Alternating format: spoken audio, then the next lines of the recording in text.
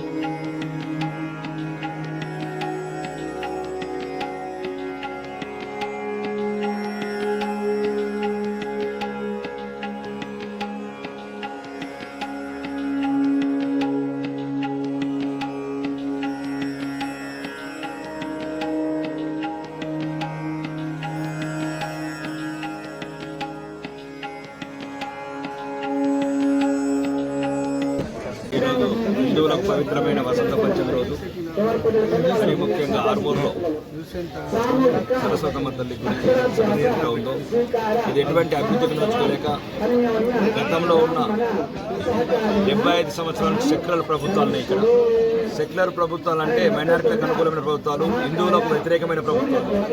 మా దేవత సరస్వతమ్మ దేవతకు ఎవరికి కనికరం రావట్లేదు 75 సంవత్సరాలలో. కాబట్టి హిందువులే ఒకటై ఈ గుడిని అభివృద్ధి చేసుకోవడానికి ముందుకొచ్చారు. ఈ అభివృద్ధిలో భాగంగా ఒక బీజేపీ శాసనసభ్యుడుగా ఈ ధర్మాన్ని నిత్యం పూజించే ప్రేమించే ఒక శాసనసభ్యుడిగా ఆ శాయశక్తుల బాసర అమ్మవారి గుడిలాగా కొద్దిగా ఆ స్థాయి కాకుండా ఆ స్థాయిలో ఈ ఆర్మూరులో అభివృద్ధి చేస్తామని ముందు చెప్తున్నాం. ఎంతైనా కాబట్టి స్థానిక నాయకులు ఎవరైనా కానీ ఈ యొక్క దేవాలయం అభివృద్ధి పట్ల అందరూ శ్రద్ధ చూపించి దీన్ని మరో బాసర క్షేత్రంగా నిరూపించాలని, తయారు చేయాలని ప్రతి ఒక్క వ్యక్తి దీనికి నడుము కట్టుకొని కంకణం కట్టుకొని ఈ ఆలయ అభివృద్ధిలో పాలు పంచుకోవాలని విజ్ఞప్తి చేస్తూ వాళ్ళందరికీ కూడా అమ్మవారు సగిన సహకారాలు అందించి ఆశీర్వచనాలు అందించి ఈ యొక్క దేవాలయం యొక్క ఆశీర్వదించాలని అమ్మవారిని పెట్టుకుంటూ జయబలో సరస్వతి మాతాకి జై. అందరికీ వసంత పంచమి శుభాకాంక్షలు. ఈరోజు ఇక్కడ చూస్తుంటే భక్తులందరూ చాలా తండోపతండాలుగా వస్తున్నారు. వాళ్ళ పిల్లలకి అక్షరాభ్యాసాలు జరిపించుకుంటున్నారు. అమ్మవారి దగ్గర పూజా కార్యక్రమాలు పాల్గొని అమ్మవారి ఆశీర్వచనాలు తీసుకుంటున్నారు. ఇక్కడ చూస్తుంటే చాలా సంతోషం వేస్తుంది. లాస్ట్ 5-6 ఇయర్స్ నుంచి అబ్జర్వ్ చేస్తుంటే ఎవ్రీ ఇయర్ భక్తులు పెరుగుతున్నారు. అది చాలా సంతోషంగా అనిపిస్తుంది. ఈరోజు ఎమ్మెల్యే గారు ఇక్కడికి వచ్చారు. అర్చన కార్యక్రమాల్లో పాల్గొని అమ్మవారి ఆశీర్వచనాలు పొందారు. ఆలయ ప్రాంగణాన్ని అంతా వీక్షించి ఇది మరో బాసరలాగా అభివృద్ధి చేద్దామని చెప్పి తన సహాయ సహకారాలు అందిస్తానని చెప్పి మాట ఇచ్చారు. అలాగే వినయ్ రెడ్డి గారు కూడా వచ్చారు. తను కూడా అమ్మవారి అర్చన కార్యక్రమాల్లో పాల్గొని అమ్మవారి ఆశీర్వచనాలు పొంది ఆలయ ప్రాంగణాన్ని మొత్తం వీక్షించి ఇది కంప్లీట్ డెవలప్మెంట్కి తన వంతు సహాయ సహకారాలు అందిస్తానని చెప్పి మాటిచ్చారు.